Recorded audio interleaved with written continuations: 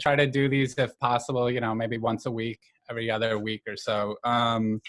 The idea obviously is to try to connect everyone, see what's going on, get ideas for what people are doing, things for in the community, things for that are happening here, regionally, elsewhere. So we have December, Carson, she's going to be the host. So December is essentially our troll monitor in case, I don't know if anyone's heard like some of these Zoom meetings, people have been hopping on, just posting all kinds of crap. So she's there to kind of be the checks for like muting things. Looks like everyone has it muted right now. So I guess that's the plan. And then when you want to talk, just go ahead and unmute. If you do want to say your name when you unmute, go ahead and do that. I know most everyone has their names up there, and I think a lot of us know one another, but that still would be good. So we are going to be recording this as well to hopefully try to have it posted for other content for people to look at. So hopefully everyone is good with that. I think you are also free to record it as well. So for this first one, we're talking about doing different guest moderators for all of these. This first one, we have old Tim Williams here, or young at heart Tim Williams, joining us from Oregon Film, and we'll be discussing some of what they're doing and then going along with some other ideas for content, things that are happening out there, other ideas that are being generated. The nice thing is that most of everyone who's on this, I think beyond just being filmmakers yourselves, are all part of some sort of other organization in some capacity. So the nice thing is being a filmmaker yourself, being able to disseminate some of this other information out into the world. So with that, I'll go ahead and hand it over to Tim right now. So there you go. I don't know how I like the old part of that. Thanks. I'm just coming to terms with that. I sit in a room with myself all day today. Anyway, hello everybody. Thanks for being here. I don't have any answers for anybody, unfortunately. I think as we all know, this industry has been hit pretty hard.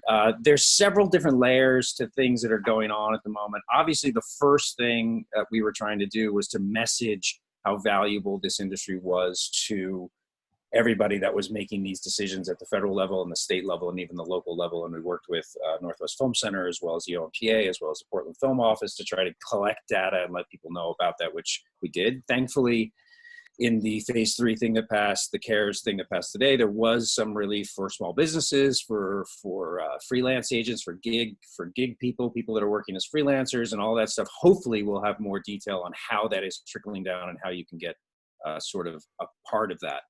Anything that is live action or scripted or even commercial work is pretty much seized up, as everybody knows, and no one knows when that's going to end or how it's going to end or whether or not those contracts go away or whether they start up again when this all is all over. We're trying to monitor that. So one of the second things we're doing is what can we do in the interim? What is the short-term things we can be playing with, we can be doing? One of the big ones is this, getting people together to talk about what you're doing, how you're doing it, why you're doing it, how can we help with that if we can help with that.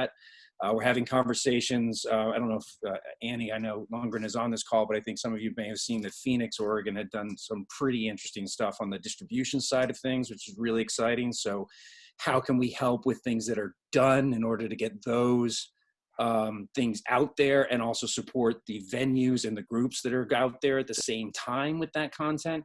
In addition, the very short term, as I think some of you saw, we launched a little contest called Inspiration Oregon, which was about getting very short form content out and created, which we would share and then have people vote on just in terms of likes, keeping that very simple. That actually came out of many conversations we had with people like Amy at the Northwest Film Center, as well as the OMPA and many other people. How do we get people sharing content, but also then get some cash out at the same time? With any luck, we will continue doing that. We'll see how this one goes. And the idea of making it such a very short application period, meaning you have a week to get it in and then a week to vote on it, was hopefully we could do 2 or 3 of them and change the theme as we go on using this hashtag Inspiration Oregon. And one of the things Ben and I talked about before this call was maybe using that hashtag for everything that people are creating at this point in time. We certainly don't own it. I called it that because I thought it actually came from something I think Amy said early on, is what are people doing for inspiration during this time? So these are just some of the things we're playing with right now. The good news is some of the animation companies are back up and working remotely. A lot of the interactive companies are back up and working remotely. Some of the VFX companies are out there actually doing some bigger projects, and they're working remotely. So there actually is jobs going on in those industries that can embrace technology and work remotely. Those things where people have to get together and stand behind a camera and in front of a camera, those unfortunately are not. And I don't know when those may come back up. We're certainly trying to monitor those and be ready when they do come back up. And sort of that's the state of play at the moment. Ben, did I miss anything that we talked about earlier? No, you're just jumping around. But no, I think, in regards to the Inspiration Oregon, one thing we were, talking about is beyond this really great contest is other content that people are doing and trying to find what content is being made in terms of either things like video diaries addressing, what is happening, or other short content difficulties of filming. And then I think we had segued into what are some of those difficulties right now about being able to obviously shoot in different locations or outside. But that either through Oregon Film or the Film Center or anyone else being interested in being able to kind of host some of that content and using that hashtag so that there's a way for people to kind of like go back and get back to that content. So I guess the question in that sense too is like, if there are people who are making things right now, and if so, what that is. Yeah, it would be, that's the other thing, is if people are, what they're making, how they're making it, is if they're learning something new. I find a lot of people, Ben sent me a great article Lynn Shelton did, where she was like, I'm learning to edit. And I'm like, yeah, that's a good skill to have. So I think that's the other thing, is how are you utilizing this time to make something else, and what is it that you're doing? And also a lot of how-to stuff, like how do you use a camera? How do you do all that kind of stuff? I think that's really important short-term stuff. And I emphasize the short-term stuff because I know there's going to be a very short-term thing here.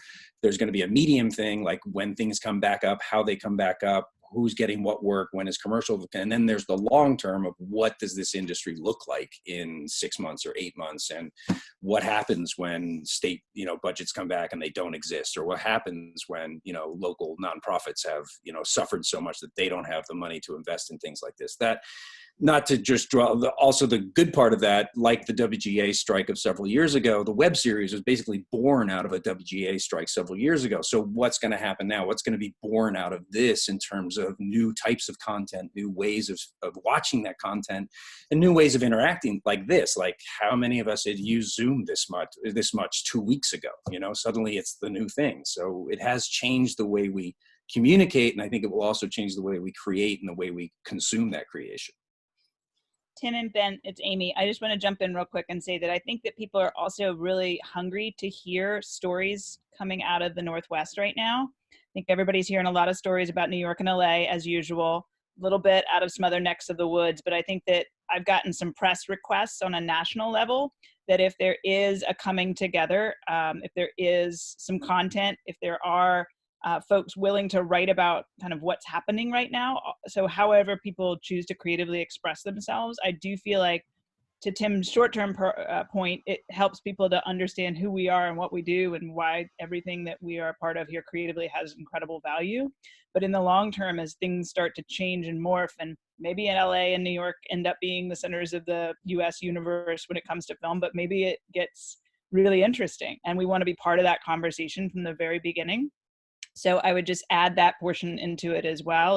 There's a lot of creative minds in this really wacky grid. I don't know. I keep calling it the Brady Bunch grid, but with 34 people, I don't even know what this shit is. Anyway, I think that that's just something to keep big picture in mind of, yes, we're doing it for ourselves. Yes, we're doing it for each other. Yes, we're doing it for our kind of Northwest community. But if we can elevate our stories, quite literally, and I'm happy to put myself out there. I'm sure others of you also have connections to more national media and other places, but I think that that's a really important piece of this puzzle, is whatever we come up with and have our voices heard through a megaphone.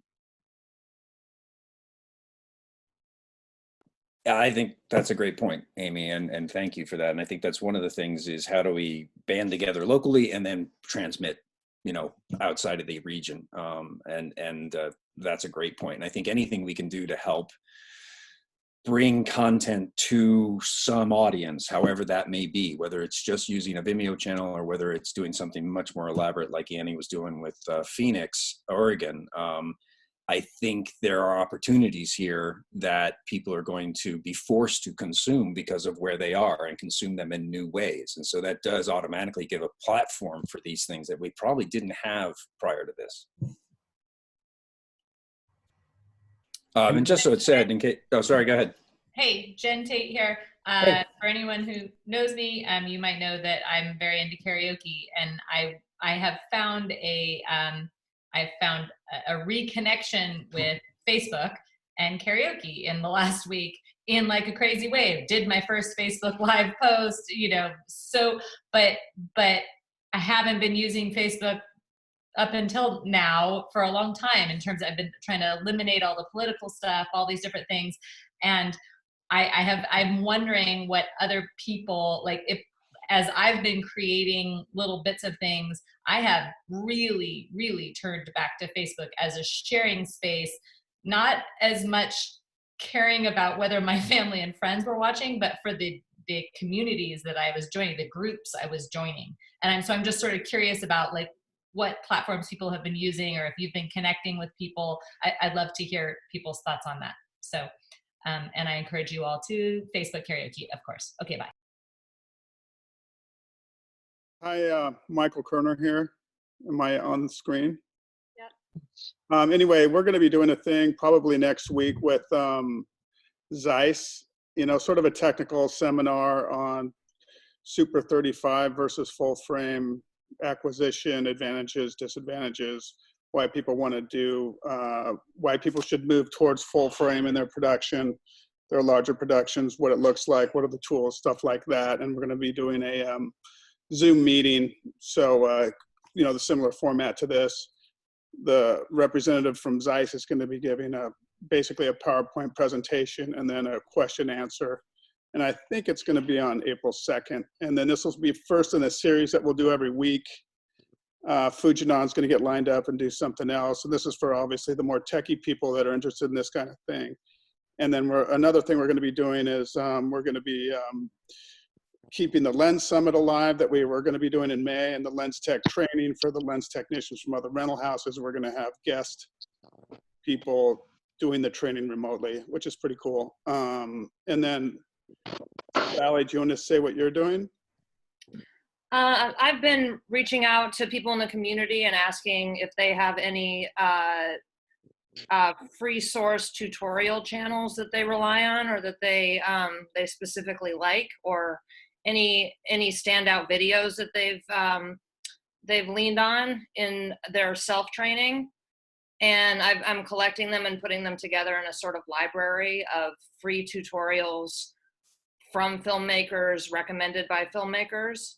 And we're gonna highlight one once I get it up, once I figure out how to do some web stuff.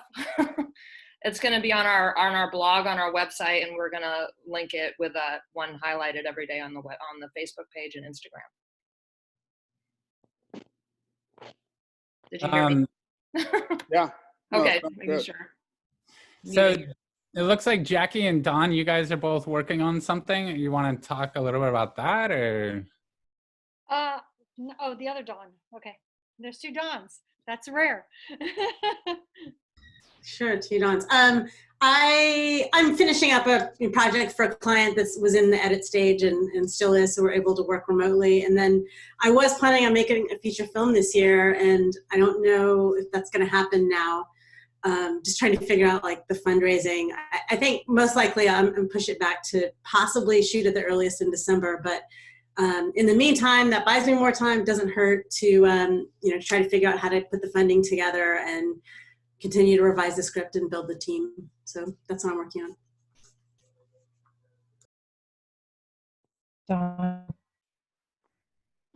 And I'm writing a lot about what's happening right now, and I mean, more personally, it's really helpful for me and cathartic. But certainly it's a way to document this very insane time. And since I'm a documentary filmmaker, it's the only way that I can think of that is doing that for myself right now. So I don't know what I'll do with it, but that's what I'm doing. That brings up sort of a really important point, Jackie, about this sort of the mental health of all of this and the storytelling part of that, and how that sharing with other people is so important, and how people can easily tip off one end or the other, whether that's, you know, isolation or whether it's depression or whatever it may be. I think that's another thing people are finding, is how important that is in their lives, and also what they're getting out of that. So I think we talked about this, I think a couple of, I've done several of these with different groups, and we were talking about that and how important, and that's the other, not to jump around, Ben, as you accuse me, but the other thing that I've actually brought up a couple of times in the last couple of days is, I have this fear, you know, from a bureaucracy point of view, that somewhere down the line, when money is, you know, drying up at state and federal level, that, you know, film, television, interactive storytelling is going to be the last thing everybody's thinking of. And I'm like, but it's the first thing you're thinking of right now. It's the thing you are watching. It is the thing you are relying on. And if you can't protect it on the other end, what's the point? You know, so I've been trying to tell that story to anybody that'll listen on the legislative side for sure. But it is a very important point, this idea of mental health at this time, and how what we do and how we do it, especially in the documentary and narrative world, is very important to people for that reason. It looks like Annie, yeah, you just wrote in about like your daughter doing a web series. Yeah, I told her that she couldn't just sit around, so she had to have a project, since I was so busy putting our Phoenix, Oregon thing together. So she started doing a daily web series for her friends. It's really great. Send it to you. Amy Lynn, I see you're doing Tongle. I haven't heard that word in like 10 years. I didn't even know it still existed. That's very exciting. What are you doing? I didn't know it exists, or I don't know what Tongle you're talking about, Tim, but there was a Tongle. It was probably 10 years ago. There was a Tongle where you pitched creative commercial ideas and they buy them. Is that still the same one? Yeah, so yeah, it's the same thing. It's We're cool, Tim. We're cool. I wish I was, but I'm not. So it's this thing that I'm realizing now has been around for a while already, but it's about connecting brands and advertisers directly with creators from all over the place. So it's perfectly set up for a time like now, where people will put up projects that they're looking for content for, and then creators can enter in their bids, and and then usually one gets picked, and they range in all types of budget numbers. Some of them are very small, where it's only a couple hundred or a couple thousand per video. Sometimes it's even larger, up to 5-6 figures. So for the interim, especially for my fellow independent contractors here that work not only in narrative and storytelling and long form, but do a lot of our day work in the commercial world, I found that this has been a way to kind of keep my anxiety of not having anything going right now a little bit at bay, at least trying to continue to put some feelers out for some work. But so yeah, and because of that, I'm exploring doing a stop motion project. So never done that before, so gonna learn about that. But yeah, Tongle, but it's been around forever, I guess.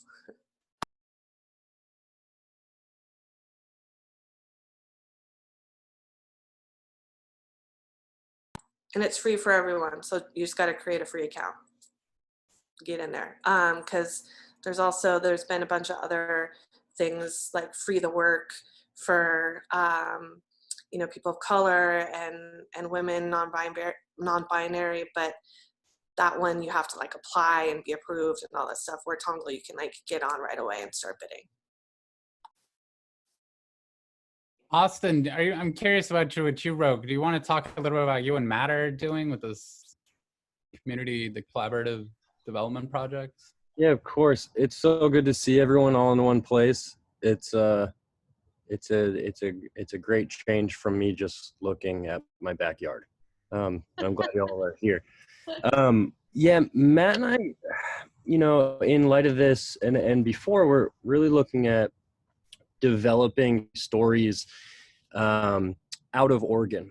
So starting the development process here, which I believe many of you are already doing. And we both moved up here in September. I moved back, I grew up here. But really just looking for everyone in the community and trying to figure out what everyone's like writing for themselves or personal projects, narrative pieces that they're doing currently. In light of where we're at today, like what we're really looking at is how to jump back into production when we're able to. So out of the gates, what are the pieces that we can all kind of bond together on and work on collaboratively today in development so that, when the gate gets open, we can all get out and go and make these things. Writing and development can be a very isolating process as just naturally, normally. We've been looking at ways on how to open that up and create more of like a community discussion, sharing some of these ideas for potential table reads or potential smaller feedback sessions, something like this, to basically be working collectively.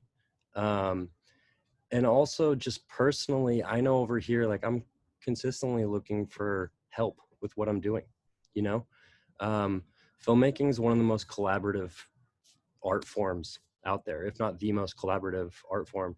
But the development process definitely is very secluded. I end up doing so much of that on my own. Today, being isolated, what we're looking at is like, how do we have more conversations like this and potentially around specific ideas, right? So a feature that someone has started writing, or a short film that someone has scripted out, or a TV show Bible that they've written out. It's like, how do we pull the community together to kind of like elevate and raise that up? We believe that the more people that kind of get behind an idea, the more weight that can carry. And long term, looking 3, 5, 10 years out, I believe that having stories written in Oregon about Oregon, being able to be shot here in Oregon, is only going to help our industry, because in times like this or any other, we don't need to wait for Hollywood to bring the projects up here, right? We're able to bring the projects to them. So it's kind of short term, long term. Ultimately, it's all just based around collaboration and being open and free to share what we're working on and help each other. So that's where we're at right now and what we're thinking on. If anyone has any ideas or anyone's doing anything and wants to talk about it, we would love to. We would love to, and love to share the scripts we have written and some of the ideas that we've just started developing too. So yeah, open for all and would love to talk. That's all I got. I'm going to go back to sitting in the backyard.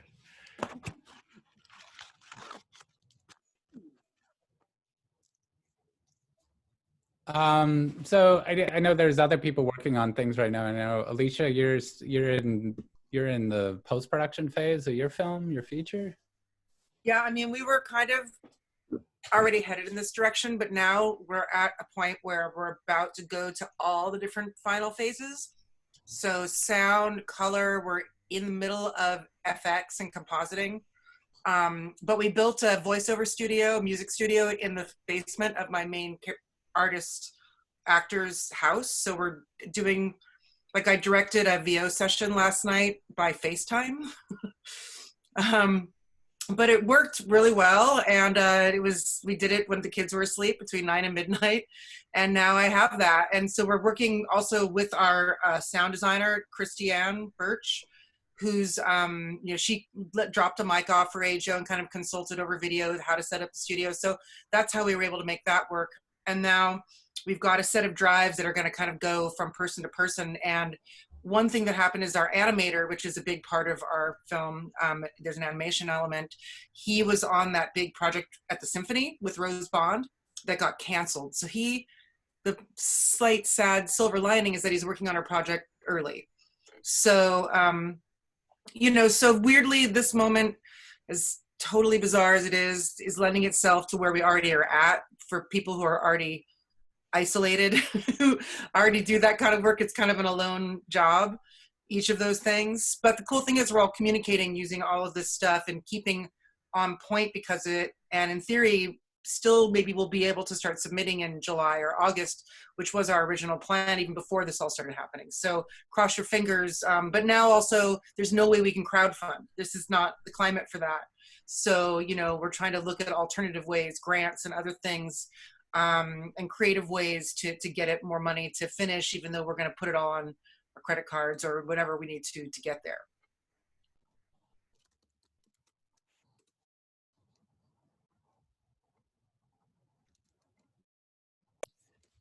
Alicia, this may not apply to everybody, but I'm having a thought that maybe there's, and this may apply to some other people on this, but for the IOPIF projects that we have, I don't know whether statutorily we can do it, but maybe we can do a partial audit halfway through so that we could free up some incentive money so you could finish, and then we do a second audit after you're done.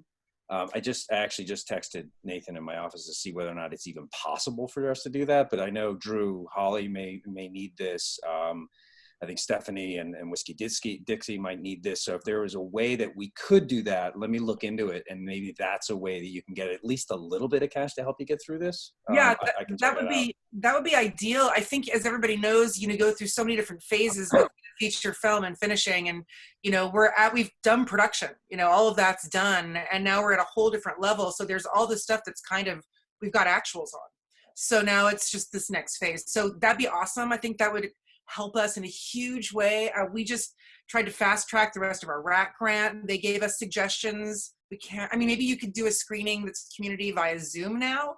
If you're in progress trying to release money, for example, with a film, I don't know if you guys know how that is all about, but if you get a RAC grant, in order to release the final amount, you have to do some kind of public screening or public event. And so we did ours right before this went down, but maybe there's a way to do it with this kind of environment, with like a Zoom environment. But yeah, so that would be great. I think any way to release money that's potentially caught in the ether and to give us a chance to finish what we are doing would be helpful. Yeah, I will definitely look into that. As I said, statutorily we may not be able to, but it sounds like if I can do it for the handful of projects, Devin, you may even need something like this too. So any of those handful of projects that are in our IOPIF system, I'll see whether it's possible or not, and I can reach out to you guys individually. Cool, thanks, Tim. Yeah, and I think even regardless of this particular time frame, that would be really helpful even just down the line. Because especially for us IOPIF people, I think we struggle with that a little bit more than maybe just the regular OPIF. Yeah, maybe there's a way to do a production audit and then a post audit afterwards. So I'll look into it and I'll let you guys know for sure. Thanks. Yay. Are there other creative platforms that people are using for creating work still? I'm just curious, I don't know, beyond virtual screens and stuff like that. Anybody podcasting? Or have an urge to podcast? Asking for a friend? I have a friend who's a very good podcaster and podcaster producer. She just did a free tutorial online today. Her name's Jenny Wren. Gritty Bird Podcast is her podcast. Somebody wants info on that? I was recently talking to Howard Mitchell because I was bummed that I didn't get to see his short at PIF, and I reached out to him to talk about doing a Facebook watch screening together on Facebook as a way to get his stuff out there. But I was also waiting to see if PIF was going to go online like some of the other festivals, even though you ended it. But that's a new bit of technology that I was curious about, the Facebook watch party, as a way of watching films together with folks. We're gonna, oh look, I figured my Zoom out. Maybe.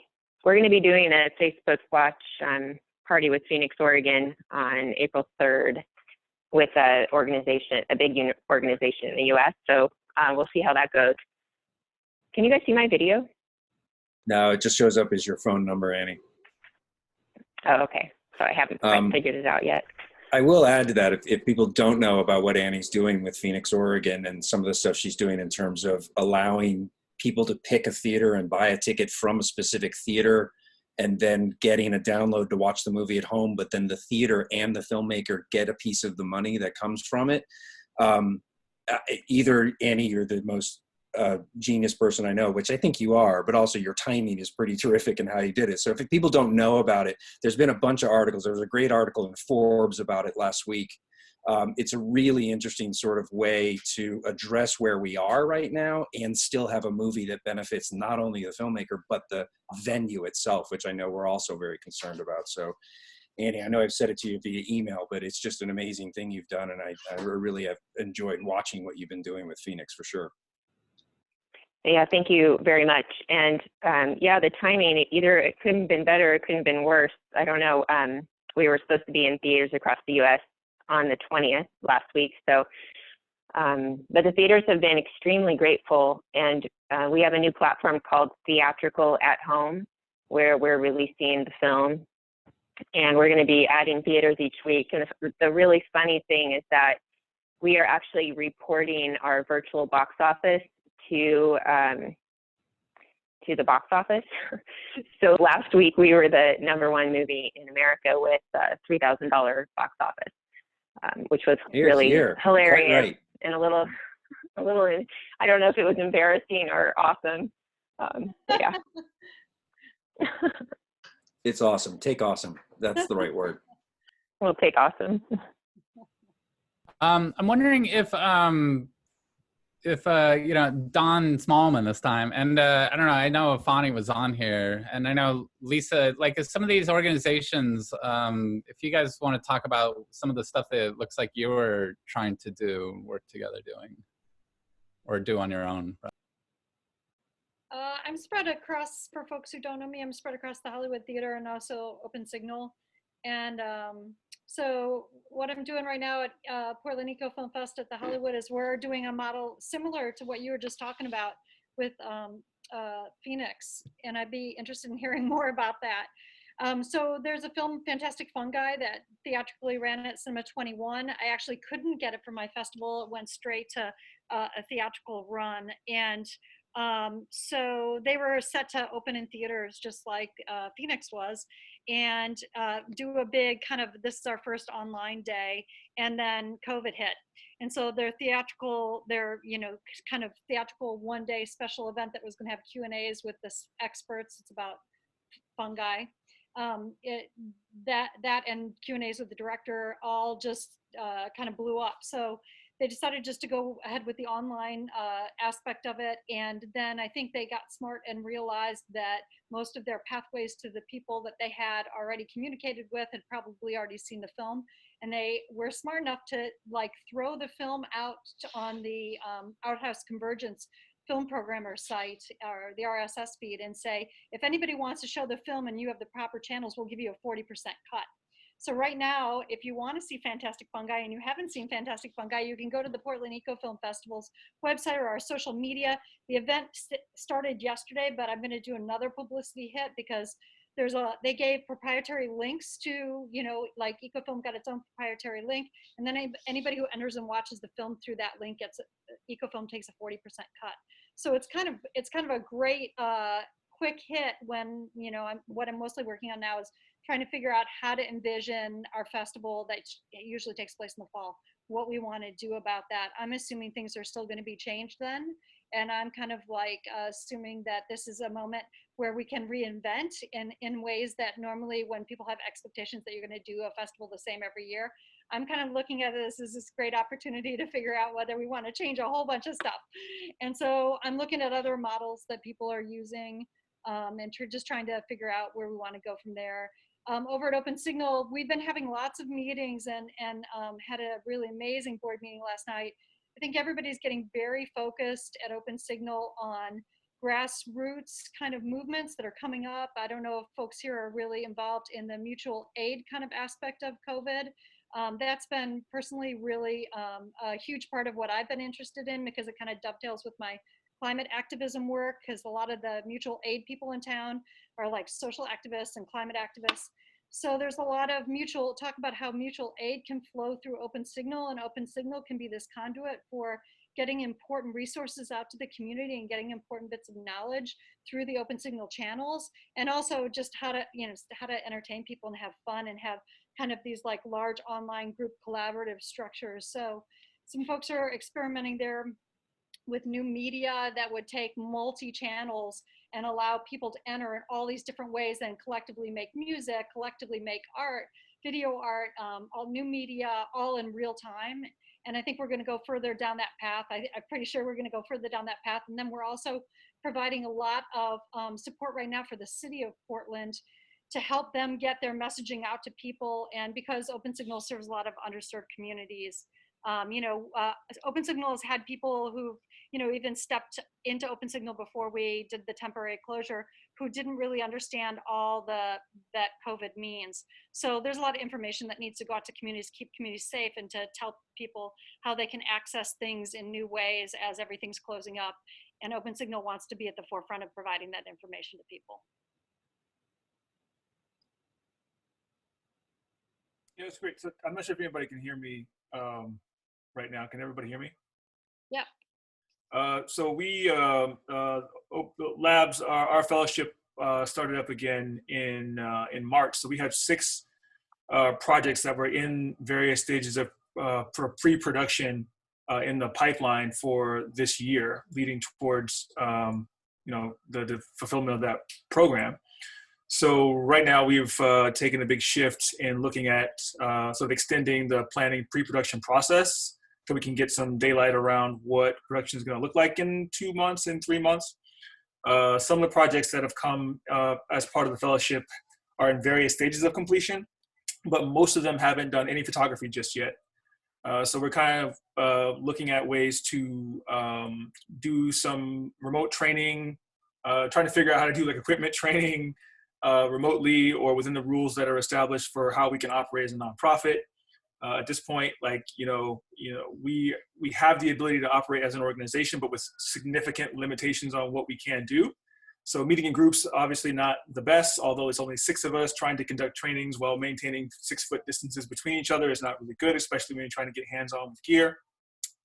So that being said, we're looking at being more, doing remote sort of meetings and doing sort of pre-production planning until the time comes that we're able to actually get working again on some of those projects. Now those projects aren't very large, so right now we're looking at what would it mean to work on some of the ideas that are being developed in terms of crew, in terms of transportation, trying to figure out what infrastructure is still in place in terms of like how to facilitate like equipment rentals. Is that still happening? What are the rules around that? What are the rules around are the places where we want to shoot going to be available if certain locations call for it? I know a lot of the, like Tim was saying, a lot of the main sort of larger productions are sort of grinding to a halt. But what does that mean specifically for smaller project crews that are doing smaller projects? Is there a way to continue production in a streamlined way that doesn't violate any rules or any policies around public health? So there's a lot of questions that are to be answered going down the line. But at this point, I think it's easy for us to look at focusing on story development and planning and budgeting for all the projects that are under the Labs Fellowship Program. So that's what we're looking at.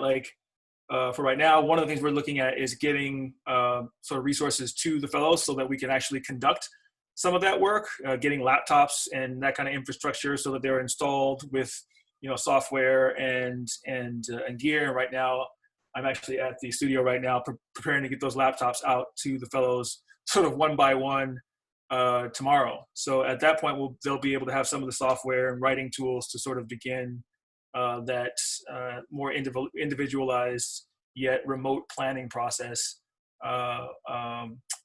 with us in preparation for the point when we will be able to sort of get back into the gear and start producing work, hopefully when the cloud lifts. so I can speak to that in terms of the fellowship program here under Labs, and I think we have a number of other fellowships that are figuring out some similar logistics around continuing in some way or form, given all the restrictions.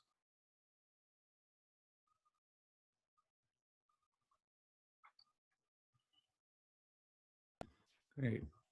And it looks like, Lisa, you had mentioned something earlier in this thread about women in film. You guys are trying to put together some platform for...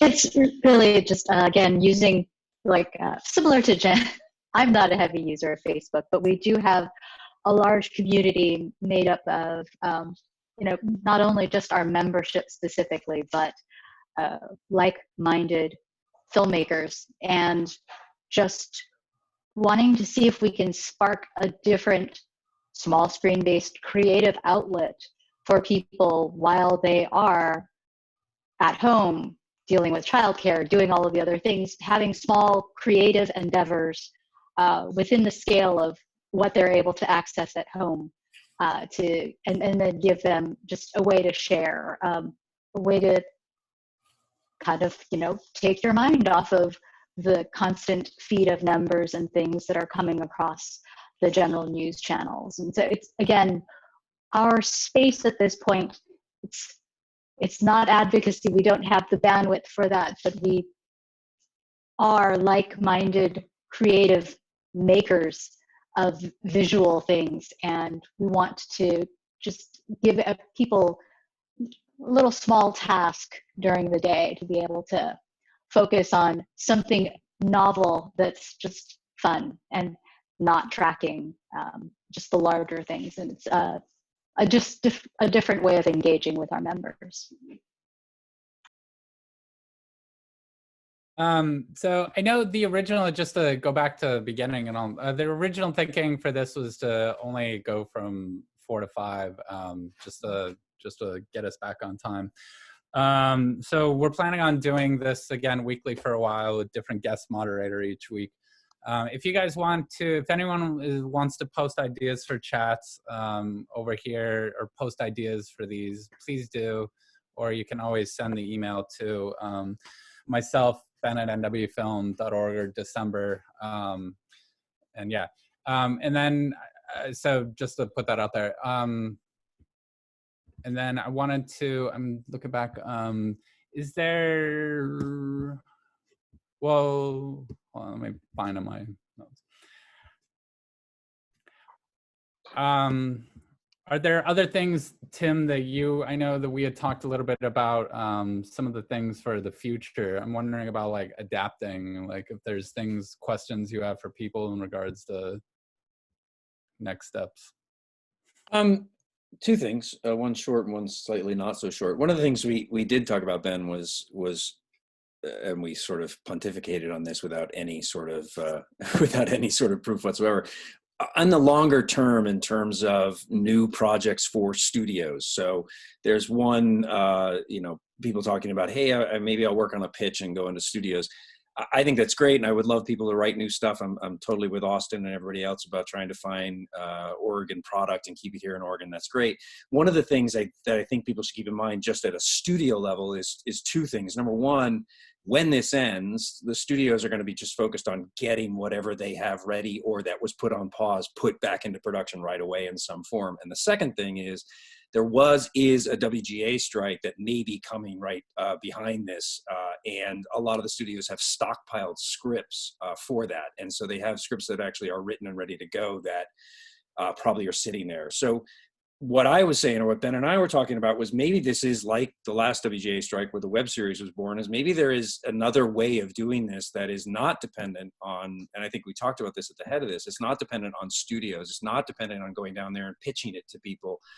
Even though one of the things that could be done now is formulate a pitch, record yourself doing a pitch, and you don't have to share it with anybody, but what is the pitch? How does the pitch work? And who do you need to get it to? And who do you think the interesting buyers are, and things like that. But I do think we need to be conscious of the longer tail of this, is that I don't think we're going to come out of this and all the studios are going to be looking for new content. I think they're going to be focused on stuff that already exists and getting that made as fast as humanly possible, which may be a big distraction for them. Having said that, that may be an opportunity for new product to find new ways out that isn't dependent on studios.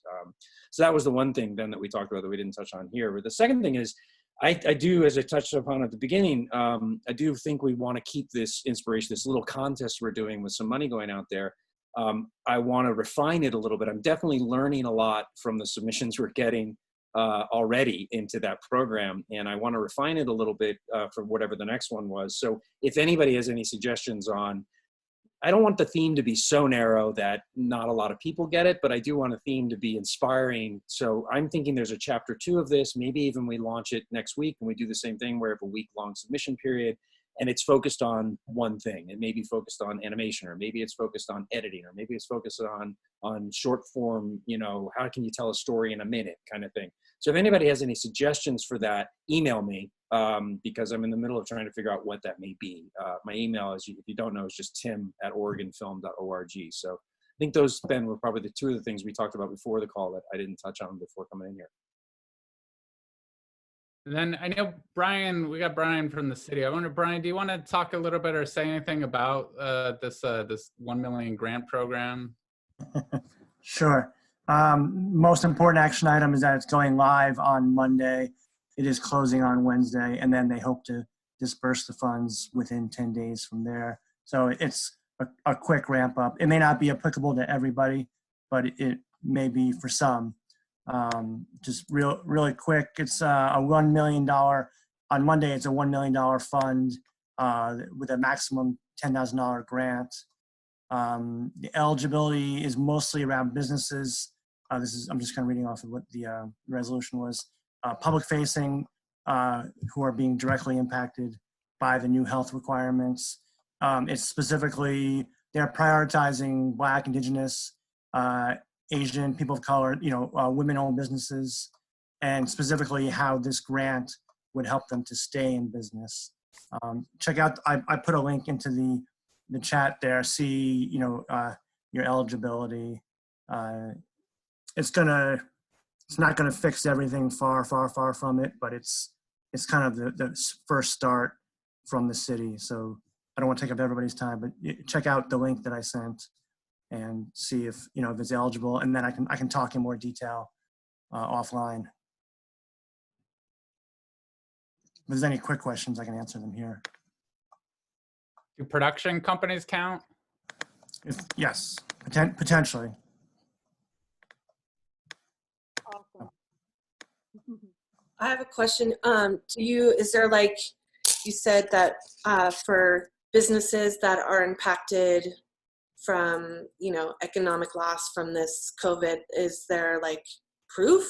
Like what kind of, you have to provide proof of economic loss, or? Yeah, within the application. I wasn't a part of the team that built out the application, so I can find out more detail about that I don't have currently. But yeah, ultimately the application will be around kind of what your previous revenue has been within the city, proof of business license, whatnot, and then explaining how you've been impacted, and also explaining how the grant would help to mitigate or remediate, in this case, the impact of what's been going on.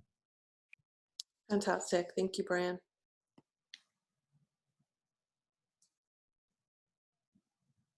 Cool. Well, again, we're hoping to do these once a week. So unless anyone has any last things, just wanted to say a big thank you. It's really great to see everyone. Well, thanks to you in December for putting this together, and the Northwest Film Center for hosting this. It's been really helpful. I'm really happy to be a part of it, and I hope you guys keep doing it because I think it really helps. I agree. I have one quick thing, or maybe a suggestion for the next one, because I know we're out of time, but since most of us are freelancers and independent contractors and navigating the whole applying for unemployment, we are allowed to now, but I'm very confused by it. So So, Amy Lynn, I don't know that anybody knows the answer to that right now. My suspicion is that you will apply as you would normally do. You can apply online for Oregon unemployment. There's a link on our COVID response webpage, which is on our blog, Oregon Confluence. My suspicion is you just apply normally, and you may have to come up with some other, if you're a freelancer, if you're an independent contractor, there may be other documentation that you need. But I don't believe they're gonna create a whole new system. I think it's just gonna expand the existing system. Again, it's a guess, and as soon as we do find out more, I will post it or tweet it or whatever I can with it. But I do think you should be able to just do it in the normal way through the Oregon Department of Employment online unemployment insurance application. Thank you, Tim.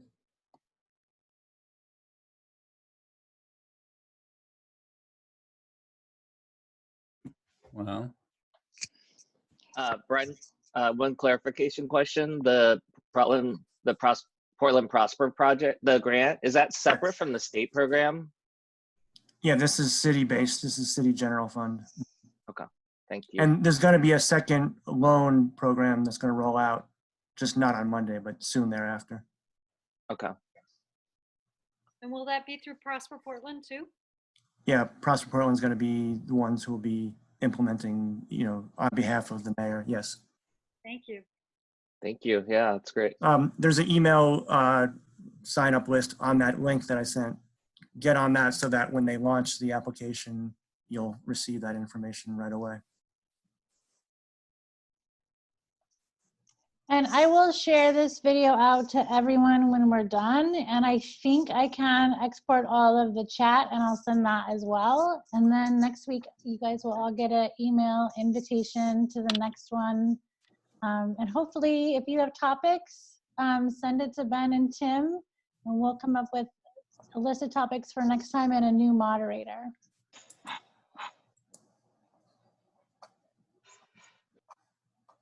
Thank you.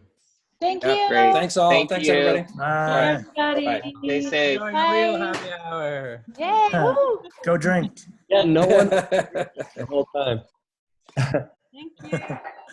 All right, have a good one, everyone. Bye.